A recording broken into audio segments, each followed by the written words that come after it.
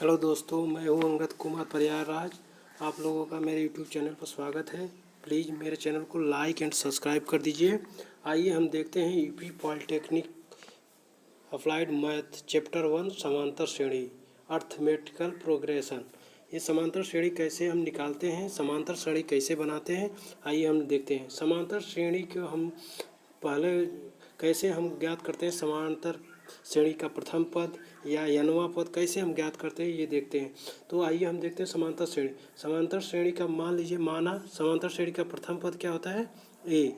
समांतर श्रेणी का प्रथम पद ये होता है और समांतर श्रेणी समानांतर सर्वांतर क्या होता है, डी से हम डिनोट करते हैं।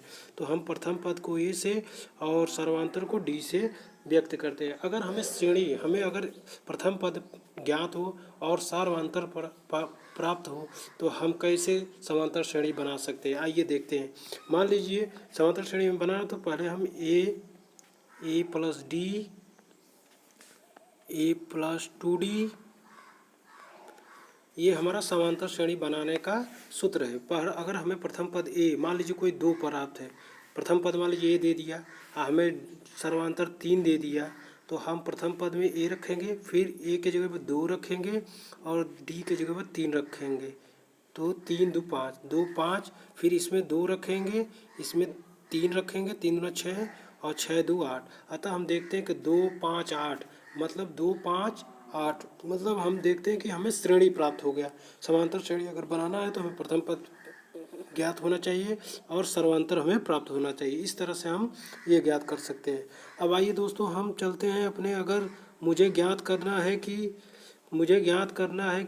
कैसे हम ज्ञात करेंगे कि nवां पद, जैसे इसमें दिया है कि 5 7 का nवां पद हमें ज्ञात करना है, तो हम कैसे ज्ञात करेंगे इसको, आइए देखते हैं कि कैसे हम पांचवा पद ज्ञात करते हैं। हमें पदों की संख्या अगर ज्ञात है तो हम कैसे पद निकालेंगे, आइए देखते हैं। अगर हमें पांचवा पद ज्ञात है, फार्मूला होता है Tn बराबर, हम देखते हैं कि फार्मूला हमें क्या होता है, Tn बराबर फार्मूला एक होता है जिससे हम आसानी से ज्ञात कर सकते हैं कि हमें पांचवा पद कैसे निकालते हैं। तो Tn बराबर होता है, एक फार्मूला आपको याद होना चाहिए, Tn बराबर a plus n minus 1 into D. हमें ये ज्ञात होना चाहिए कि nवां पद निकालने के Tn मतलब जितना पद पूछ रहा है, n के जगह पे nवां पद, पांचवा पद, 100वां पद, तो हम आसानी से ले आते हैं। Tn बराबर हमें पांचवा पद दिया है तो Tn T5 लिखेंगे। उसके बाद आएंगे, देखते हैं कि ए प्रथम पद हमारा कौन पहला होता है, प्रथम पद हमें दिया गया 5 प्लस यन की जगह पे पांचवा पद, हमें पूछ रहा है कि nवां पद क्या दीजिए, मतलब पांचवा पद, तो यन की जगह पे 5 रखेंगे, 5 अब माइनस 1 दिया गया है और सर्वांतर दोनों का अंतर, मतलब दोनों में से पहले दूसरे पद में से पहले का अंतर हम देखते हैं। हमेशा समांतर श्रेणी में हम दूसरे पद में से पहले पद को घटाते हैं तो हमें सर्वांतर डी प्राप्त होता है। सर्वांतर डी प्राप्त होता है तो 7 में से 5 2 9 7, अतः हमें 2 प्राप्त हो गया। अब हम 5 प्लस 5 में से 1 जा 4, 4 दूना का 8 होगा, यहाँ 13 हो जाएगा। अतः हमें कितने आसानी से T5 पूछे या T हजारवां पद पूछे, हम आसानी से, ये आप लोगों की परीक्षा में कम से कम 4 नंबर का आएगा। समांतर श्रेणी से पदों का योग निकालना, nवां पद निकालना, अंतिम पद निकालना, अभी हम आगे बताएंगे कैसे अंतिम पद निकालते हैं। तो ये पहला क्वेश्चन हो गया कि हम कैसे समांतर श्रेणी का nवां पद निकालेंगे। आइए और देखते हैं, दूसरे क्वेश्चन पर चलते हैं और दूसरा क्वेश्चन देखते हैं कैसे लगाते हैं। आइए हम चलते हैं अपने दूसरे क्वेश्चन पे। दूसरा क्वेश्चन देखते हैं कि कैसे है दूसरा क्वेश्चन में हम देखते हैं कि कैसे आसानी से दूसरे क्वेश्चन को आप आसानी से हल कर सकते हैं। आइए देखते हैं दूसरे क्वेश्चन पे। दूसरा क्वेश्चन दिया है -1/2, 1/2, 3/2 का 10वां पद। अब यहाँ पे 10वां पद पूछा है, वहाँ पे 5वां पद पूछा था। तो आइए हम देखते हैं Tn, तो Tn हम लगाएंगे फार्मूला Tn बराबर a plus n minus 1 into D लगाएंगे। अब Tn 10वां पद पूछा था, यहाँ टी लिखेंगे, T10 बराबर लिखेंगे ए, प्रथम पद क्या है -1/2 प्लस यन दिया 10वां पद 10 माइनस 1 कोष्ठ बंद, फिर ऊपर डी। अब सर्वांतर निकालेंगे दूसरे पद में से पहले के, तो 1/2 माइनस पहले दिया, माइनस मिलकर क्या होता है प्लस, प्लस सर्वांतर मतलब अंतर निकालेंगे, लेकिन यहाँ पहले से माइनस दिया है, माइनस घटाएंगे तो प्लस हो जाएगा।